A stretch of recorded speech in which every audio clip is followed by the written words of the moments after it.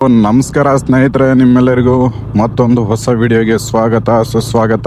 ನಾವಿವತ್ತು ರಾಷ್ಟ್ರಕೂಟರ ರಾಜಧಾನಿ ಆಗಿರುವಂತಹ ಮಲ್ಕಡ ಸಿಟಿಯಿಂದ 12 ಕಿಲೋಮೀಟರ್ ದೂರದಲ್ಲಿರುವ ಸೆಡನ್ ನಲ್ಲಿದ್ದೀವಿ. ನಾವಿವತ್ತು ವಿಕಾರಾಬಾದಲ್ಲಿರುವಂತಹ ಅನಂತಗಿರಿ ಇಲ್ಲಿಗೆ ಹೋಗೋಣ ಅಂತ ಹೇಳಿ ಅನ್ಕೊಂಡಿದ್ವಿ. ಸೊ ಹೋಗ್ಬೇಕು ಅಂತ ಅನ್ಕೊಂಡಿದ್ದೆ, ಬಟ್ ಇವಾಗ ಟೈಮ್ ಬಂದು 1:30 ಆಗಿದೆ ಮಧ್ಯಾಹ್ನ. ಸೊ ಅದಕ್ಕೆ ಟೈಮ್ ಆಯ್ತು ಅಂತ ಹೇಳಿಬಿಟ್ಟು ಅನಂತಗಿರಿ ಬೇಡ, ನೆಕ್ಸ್ಟ್ ವೀಕ್ ಹೋಗೋಣ, ಈ ವೀಕೆಂಡ್ ಬೇಡ ಅಂತ ಹೇಳಿ ಸೊ ಫಿಕ್ಸ್ ಮಾಡ್ಕೊಂಡು ಇವತ್ತು ಚುಂಚುಳಿ ಚಂದ್ರಪಳ್ಳಿ ಡ್ಯಾಮ್ಗೆ ನೋಡೋಣ ಅಂತ ಹೇಳಿ ಹೋಗ್ತಾ ಇದೀವಿ. ಬನ್ನಿ ಮುಂದೆ ಹೋಗ್ತಾ ಮಾತಾಡ. ಆಕ್ಚುಲಿ ಇವತ್ತು ಅನಂತಗಿರಿ ಹಿಲ್ಗೆ ಹೋಗ್ಬೇಕಂತ ಅನ್ಕೊಂಡಿದ್ವಲ್ಲ. ಸೊ ಆಲ್ಮೋಸ್ಟ್ 12 o'clock ರೈಡ್ ನ ಸ್ಟಾರ್ಟ್ ಮಾಡಿ ರೀಚ್ ಆಗೋಷ್ಟಕ್ಕೆ 2 o'clock ಆಗುತ್ತೆ. ಹಂಗೆ ಅಲ್ಲೇ ನಿಯರ್ ಬೈ ಲಂಚ್ ಮಾಡ್ಕೊಂಡು ಸೊ ಅಲ್ಲಿಂದ ಸೀದಾ ಹಿಲ್ಸ್ ನೆಲ್ಲ ಎಕ್ಸ್ಪ್ಲೋರ್ ನೋಡ್ಕೊಂಡು ಹಂಗೆ ಸನ್ಸೆಟ್ ನ ನೋಡ್ಕೊಂಡು ಬರೋಣ ಅಂತ ಹೇಳಿ ಪ್ಲಾನ್ ಮಾಡಿದ್ವಿ. ಸೊ ಬಟ್ ಏನಾಯ್ತು ಅಂದ್ರೆ ಫ್ರೆಂಡ್ಸಿಗೆ ಕರೆದೆ ನಾನು, ಒಬ್ಬರು ಹೋಗೋಣ ಅಂತ ಹೇಳ್ಬಿಟ್ಟು.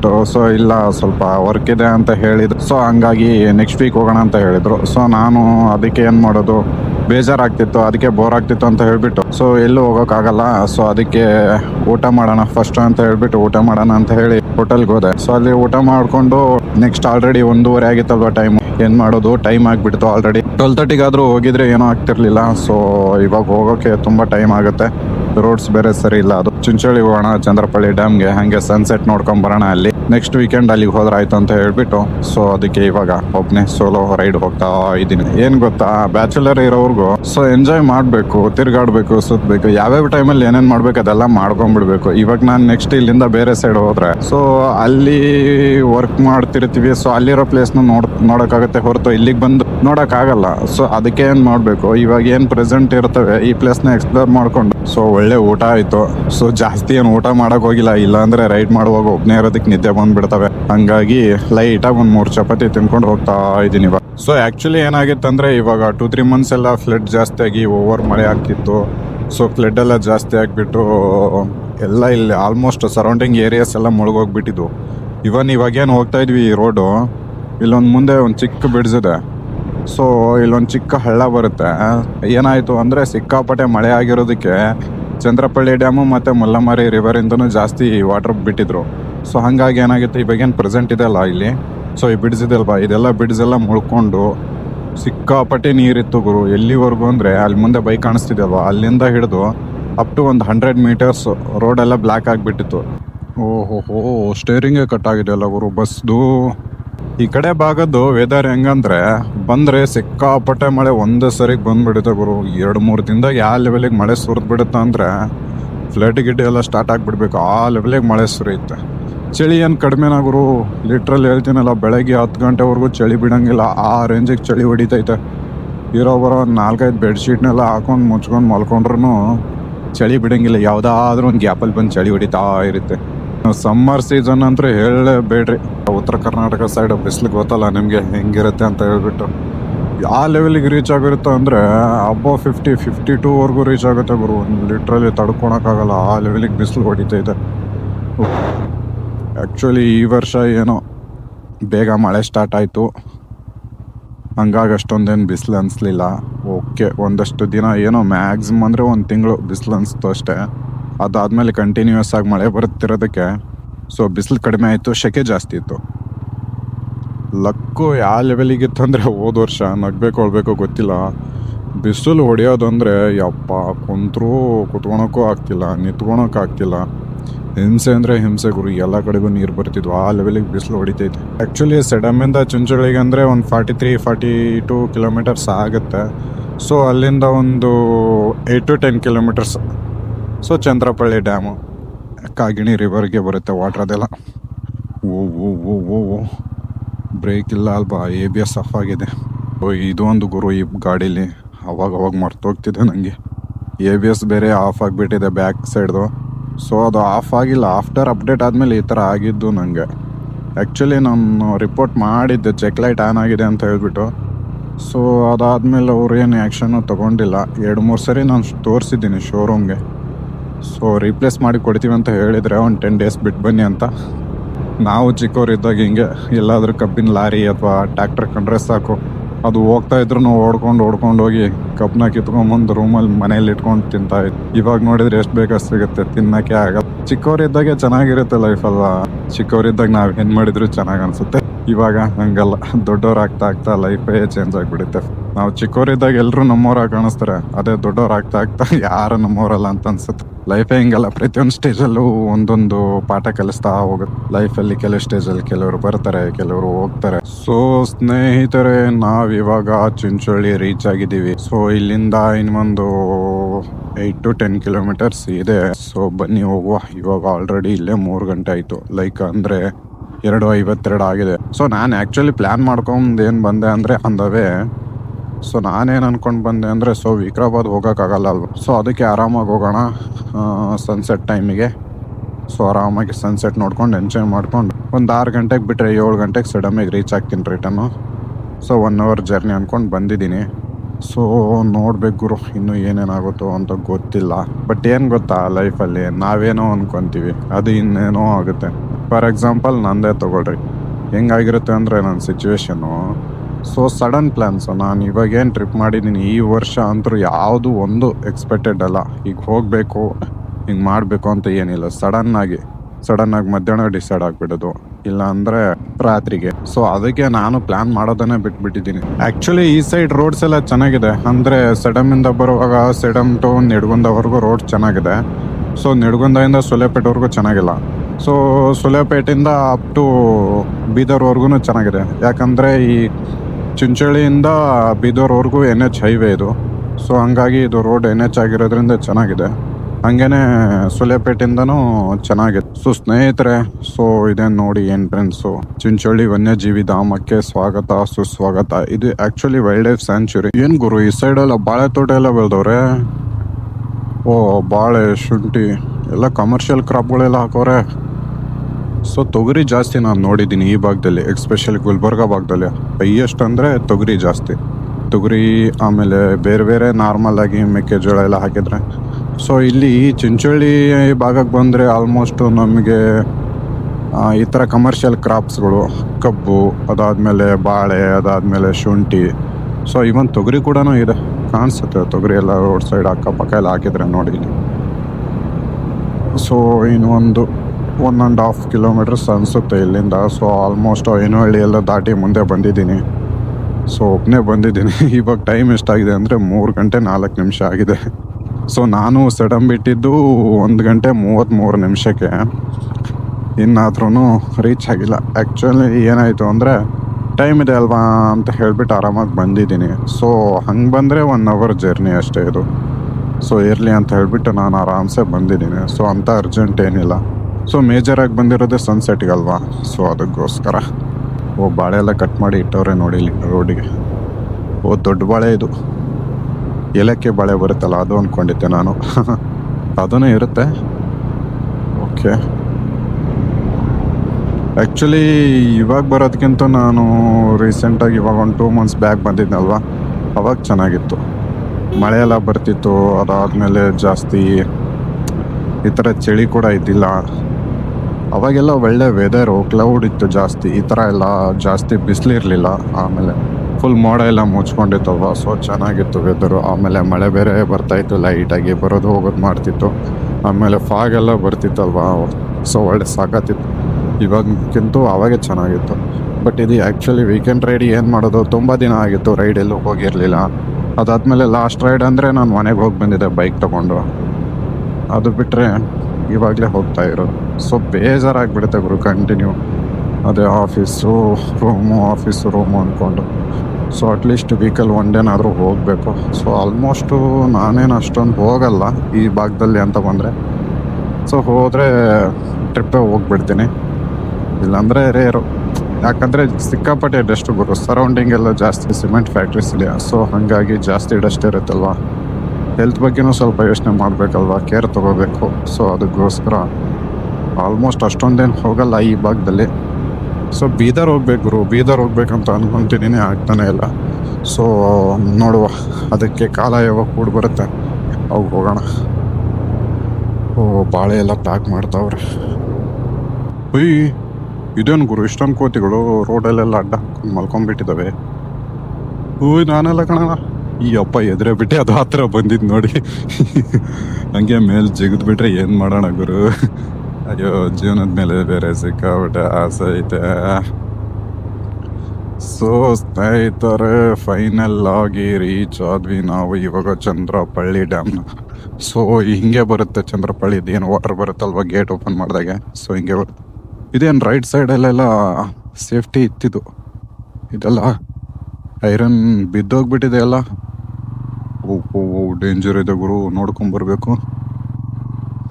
ಆ್ಯಕ್ಚುಲಿ ನಾನೇನಾದರೂ ಬಂದಿದ್ರೆ ಫಸ್ಟು ಬೇಗ ಬಂದು ಕೊಸ್ರಂಪಳ್ಳಿ ಫಾಲ್ಸಿಗೆ ಹೋಗಿ ಕೊಸ್ರಂಪಳ್ಳಿ ಫಾಲ್ಸ್ ನೋಡ್ಕೊಂಡು ಈ ಕಡೆ ಬರಬೇಕಿತ್ತು. ಬಟ್ ಅಷ್ಟೊಂದು ತಲೆ ಓಡಲಿಲ್ಲ. ಏನೋ ಅಂದ್ಕೊಂಡೆ, ಏನೋ ಆಗುತ್ತಲ್ಲ ಅಂದ್ಕೊಂಡೆ. ಬಟ್ ಇದು ಮಾತ್ರ 100% ಗುರು. ನಾನು ಯಾವುದು ಪ್ಲ್ಯಾನ್ ಮಾಡಿದ್ದು ಯಾವುದು ವರ್ಕೌಟೇ ಆಗಲ್ಲ, ಎಲ್ಲ ಅನ್ಪ್ಲ್ಯಾನರ್. ಒಳಗಡೆ ಬಿಡಲ್ಲ, ವೀಕೆಂಡ್ ಬೇರೆ ಸಿಕ್ಕಾಪಟ್ಟೆ ಗಾಡಿಗಳು ಬಂದವೆ. ಆ್ಯಕ್ಚುಲಿ ಯಾವಾಗಲೂ ವೀಕ್ ಡೇಸಲ್ಲಿ ಬರ್ತಿದ್ದೆ, ಇವತ್ತು ವೀಕೆಂಡ್ ಬಂದಿದ್ದೀನಿ.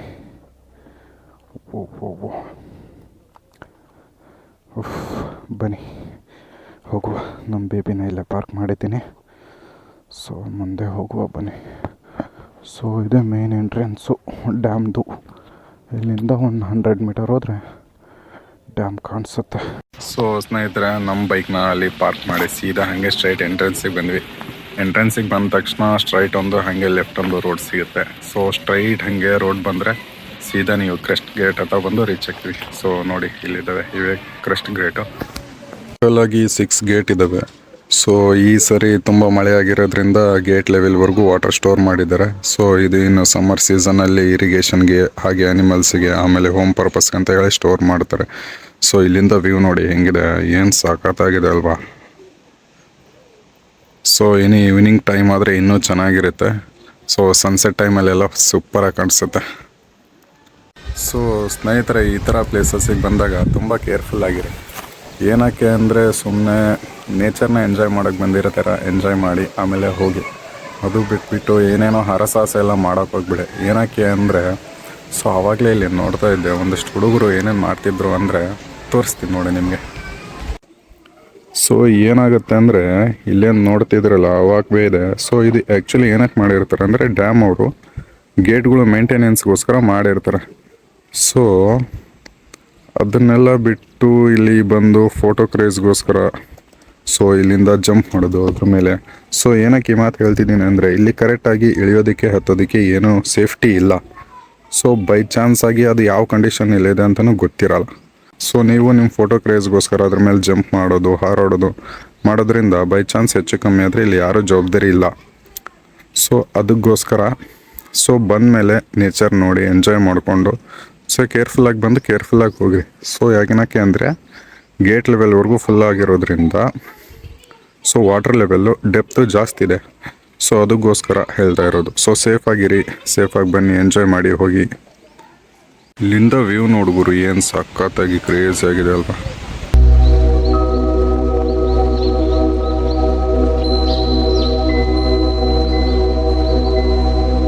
ಸೊ ಸ್ನೇಹಿತರೆ, ಇಲ್ಲಿ ಇನ್ನೊಂದೇನು ಸ್ಪೆಷಾಲಿಟಿ ಅಂದರೆ, ನೀವೇನಾದರೂ ಟ್ರೆಕ್ಕಿಂಗ್ ಮಾಡಬೇಕು, ಟ್ರೆಕ್ಕಿಂಗ್ ಹೋಗಬೇಕು ಅಂದ್ಕೊಂಡಿದ್ರೆ ಇಲ್ಲಿ ಟ್ರೆಕ್ಕಿಂಗ್ ಕೂಡ ಆಪ್ಷನ್ ಇದೆ.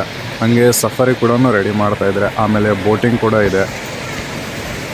ಬೋಟಿಂಗೆಲ್ಲ ಈವ್ನಿಂಗ್ ಟೈಮ್ ಸ್ಟಾರ್ಟ್ ಇರುತ್ತೆ. ಟ್ರೆಕ್ಕಿಂಗು ಯಾವಾಗಲೂ ಅಂದರೆ ಇಲ್ಲಿ ಪರ್ಮಿಷನ್ ತೊಗೊಂಡು ಹೋಗಬೇಕು. ಸೊ ನಾವು ಇದುವರೆಗೂ ಒನ್ ಟೈಮು ಟ್ರೆಕ್ ಹೋಗೋಕ್ಕಾಗಿಲ್ಲ. ಸೊ ಬಿಕಾಸ್ ಏನಕ್ಕೆ ಅಂದರೆ ಟೈಮ್ ಸಾಲ್ಟೇಜ್ ಇರೋದ್ರಿಂದ. ಸೊ ಹಾಗಾಗಿ ಬಂದು ವಿಸಿಟ್ ಮಾಡ್ಕೊಂಡು ಹೋಗ್ತಿರ್ತೀವಿ. ನೀವೇನಾದರೂ ಟ್ರೆಕ್ ಮಾಡಬೇಕು, ಚಾರಣ ಪ್ರಿಯರ್ ಆಗಿದ್ದರೆ ಇಲ್ಲಿ 8 ಕಿಲೋಮೀಟರ್ಸ್ ಟ್ರೆಕ್ ಇದೆ. ಸೊ ಇನ್ಸೈಡ್ ಯಾವ ಥರ ಇದೆ ಅಂತ ಅಷ್ಟೊಂದು ನಂಗೆ ಗೊತ್ತಿಲ್ಲ. ಬಟ್ ನಾನು ಒಂದು 2 ಕಿಲೋಮೀಟರ್ಸ್ವರೆಗೂ ಹೋಗಿ ರಿಟರ್ನ್ ಬಂದಿದ್ದೆ. ಸೊ ಚೆನ್ನಾಗಿದೆ, ತಿಕ್ಕು ಫಾರೆಸ್ಟ್ ಇದೆ, ಆಮೇಲೆ ಅನಿಮಲ್ಸ್ ಎಲ್ಲ ಕಾಣಿಸುತ್ತೆ. ಇಲ್ಲಿಂದ ಸ್ಟಾರ್ಟ್ ಆದರೆ ಟ್ರೆಕ್ಕಿಂಗು ಸೀದಾ ನೆಕ್ಸ್ಟು ಗೊಟ್ಟಂಗುಟ್ಟ ಹೋಗಿ ರೀಚ್ ಆಗ್ತೀವಿ. ಇವನ್ ಗೊಟ್ಟಂಗುಟ್ಟ ಸೈಡಿಂದನೂ ಟ್ರೆಕ್ಕಿಂಗ್ ಇದೆ. ಅಲ್ಲಿಂದ ಬಂದರೆ ಇಲ್ಲಿಗೆ ರೀಚ್ ಆಗ್ತೀವಿ. ಸೊ ಟೋಟಲ್ 2 ಸೈಡಿಂದನೂ ಟ್ರೆಕ್ಕಿಂಗ್ ಇದೆ. ಸೊ ಇಲ್ಲಿಂದ ಸೀದಾ ಗೊಟ್ಟಂಗುಟ್ಟ ರೀಚ್ ಆದರೆ ಅಲ್ಲಿ ಟೆಂಪಲ್ ಇದೆ. ಸೊ ಟೆಂಪಲ್ನ ವಿಸಿಟ್ ಮಾಡ್ಕೊಂಡು ಮತ್ತೆ ರಿಟರ್ನ್ ಇದೇ ರೂಟಲ್ಲೇ ಬರ್ಬೋದು. ಆಲ್ಮೋಸ್ಟು ತುಂಬ ಜನ ಏನು ಮಾಡ್ತಾರೆ ಅಂದರೆ, ಗೊಟ್ಟಂಗುಟ್ಟದಿಂದ ಸ್ಟಾರ್ಟ್ ಮಾಡ್ತಾರೆ. ಸೊ ಸ್ವಲ್ಪ ಮುಂದೆ ಬಂದಮೇಲೆ ಫಾಲ್ಸು, ಆಮೇಲೆ ನೇಚರ್ನೆಲ್ಲ ಎಂಜಾಯ್ ಮಾಡಿಕೊಂಡು ಕ್ಯಾಂಪಿಂಗ್ ಎಲ್ಲ ಹಾಕ್ಕೊಂಡು ಕ್ಯಾಂಪಿಂಗ್ ಸೆಟಪ್ ಮಾಡಿಕೊಂಡು ಸ್ಟೇ ಆಗಿ ಅಲ್ಲಿಂದ ಆ ಸೈಡೇ ಹೋಗಿಬಿಡ್ತಾರೆ.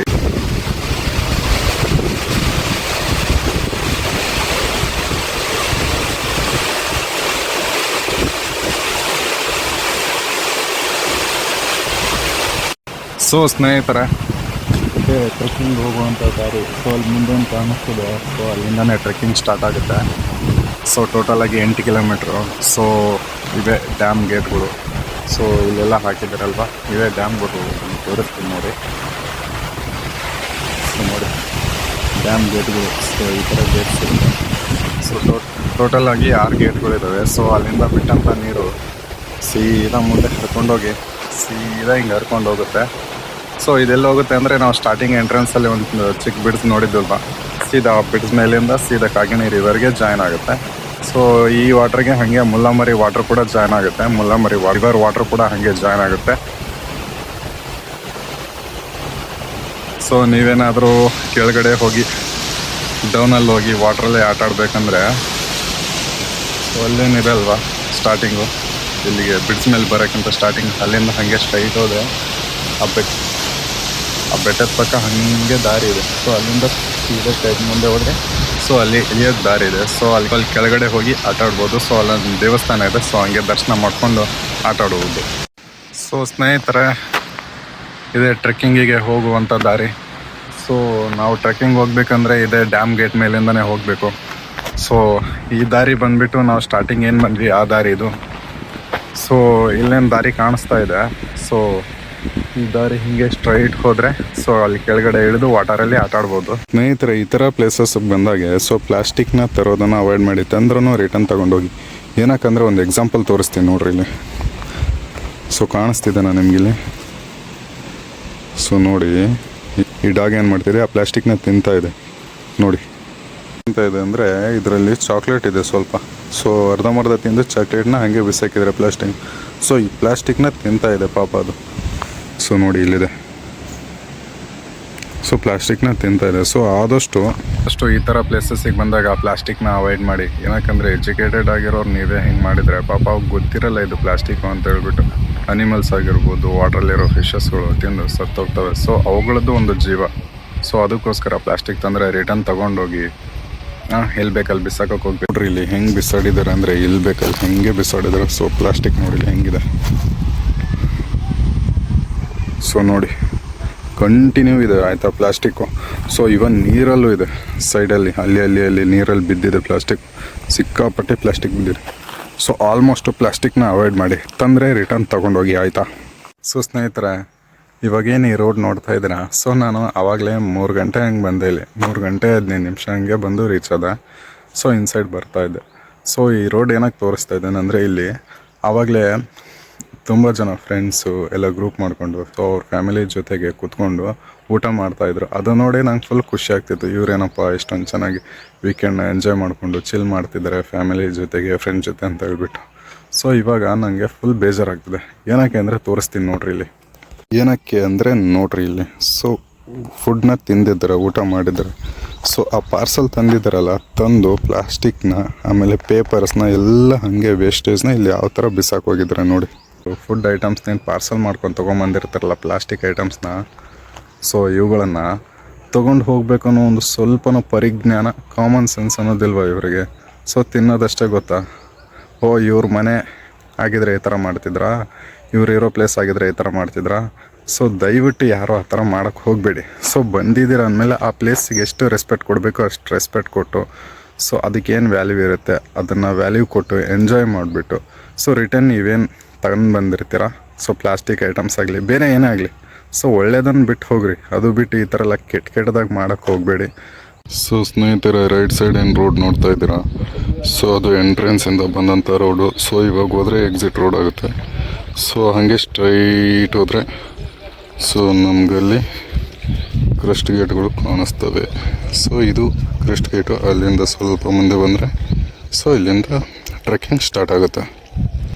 ಸೊ ಎಂಟ್ರೆನ್ಸ್ ಅಂತ ಬರುವಾಗ ಲೆಫ್ಟ್ ಸೈಡ್ ಬಂದರೆ ಸೀದಾ ಅಲ್ಲಿಂದ ಬಂದರೆ ನೋಡಿ ಈ ಥರವಿದೆ ವ್ಯೂ. ಎಂಟ್ರೆನ್ಸಿಂದ ಮುಂದೆ ಹಿಂಗೆ ಸ್ಟ್ರೈಟ್ ಹೋದರೆ ಅಲ್ಲಿ ಮುಂದುಗಡೆಗೆ ಬೋಟಿಂಗ್ ಎಲ್ಲ ಇದೆ. ಸೊ ಬೋಟಿಂಗ್ ಇವಾಗ ಸ್ಟಾರ್ಟ್ ಆಗಿದ್ದಾನೆ ಎಲ್ಲ ಗೊತ್ತಿಲ್ಲ, ಬಟ್ ಬೋಟಿಂಗ್ ಇದೆ ಇಲ್ಲಿ. ಸೊ ಅಲ್ಲಿ ಮುಂದುಗಡೆಗೆ ಸ್ಟೇ ರೂಮ್ಸ್ ಇದೆ ಒಂದೆರಡು, ಸೊ ಉಳ್ಕೊಳ್ಳಿಕ್ಕೆ. ಬನ್ನಿ ಮುಂದೆ ಹೋಗಿ ಮಾಹಿತಿ ಕೊಡ್ತೀನಿ. ಸೊ ಗಾಯ್ಸ್, ಹಂಗೆ ಮುಂದೆ ಬರ್ತಾ ಇದ್ದೆ. ವ್ಯೂ ಮಾತ್ರ ಚಿಂದಿ ಇದೆ ಗುರು. ಏನು ಸಖತ್ತಾಗಿ ಬ್ಯೂಟಿಫುಲ್ ಆಗಿದೆ ಅಂದರೆ ತೋರಿಸ್ತೀನಿ ನೋಡ್ರಿ ನಿಮ್ಗೆ ಹೆಂಗಿದೆ ಅಂದರೆ ಈ ವ್ಯೂ ಮಾತ್ರ ಕ್ರೇಜಿ ಅಂದರೆ ಕ್ರೇಜಿ ಇದೆ, ತೋರಿಸ್ತೀನಿ ನೋಡಿ. ಸಖತ್ ವ್ಯೂ ಪಾಯಿಂಟ್ ಇದೆ. ಸೊ ಇಲ್ಲಿ ಕೂತ್ಕೊಂಡು ಫೇವ್ರೇಟ್ ಸಾಂಗ್ ಹಾಕ್ಕೊಂಡು ಫೀಲ್ ಮಾಡ್ತಾ ಇದ್ರೆ ಸ್ವರ್ಗ ಸ್ವರ್ಗ ಗುರು. ಹೆಂಗಿದೆ ಅಂದರೆ ಕಾಂಬಿನೇಷನ್ ಮಾತ್ರ ನೆಕ್ಸ್ಟ್ ಲೆವೆಲ್ಲು. ಸೊ ಇಲ್ಲೇನು ನೋಡ್ತಿದ್ರ, ಇದೆ ಡ್ಯಾಮ್ ಗೇಟ್ಸು. ಸೊ ಇಲ್ಲಿಂದ ಟ್ರೆಕ್ಕಿಂಗ್ ಸ್ಟಾರ್ಟ್ ಆಗಿ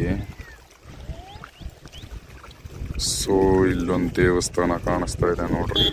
ಸೊ ಅಲ್ಲಿ ಗಂಟಾಗುತ್ತೆ. ಟೋಟಲ್ ಆಗಿ 8 kilometers truck. And on average ಒಂದು 3 to 4 hours ತಗೊಳುತ್ತೆ. ಸೊ ಟ್ರಕ್ ಮಾತ್ರ ಚೆನ್ನಾಗಿದೆ ಅಂತೆ. ಸೊ ಅದೇ ಗುಟ್ಟ. ಸೊ ಅಲ್ಲಿ ಗಂಟಾಗುತ್ತೆ.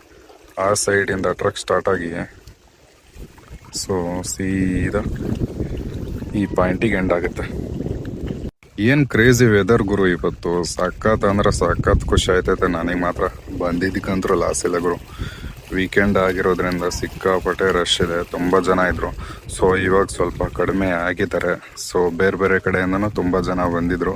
ಸೊ ಇವಾಗ ಸ್ವಲ್ಪ ರಶ್ ಕಡಿಮೆ ಆಗಿದೆ. ಸೊ ಇವಾಗ ಆರಾಮ್ ಕೂತ್ಕೊಂಡು ಫೇವ್ರೇಟ್ ಸಾಂಗ್ ಹಾಕ್ಕೊಂಡು ಕೂತ್ಕೊಂಡು ಆರಾಮ್ ಚಿಲ್ ಮಾಡ್ಬೋದು. ಸೊ ವ್ಯೂಸ್ನೆಲ್ಲ ಎಂಜಾಯ್ ಮಾಡಿಕೊಂಡು ಪೀಸಾಗಿ ಕೂತ್ಕೊಂಡು ಒಂದು 4 ಫೇವ್ರೇಟ್ ಸಾಂಗ್ ಕೇಳಿಸ್ಕೊಂಡು ಸೊ ಇವಾಗ ರಿಟರ್ನ್ ಹೋಗೋ ಪ್ಲ್ಯಾನ್ ಮಾಡ್ತಾಯಿದ್ದೀವಿ.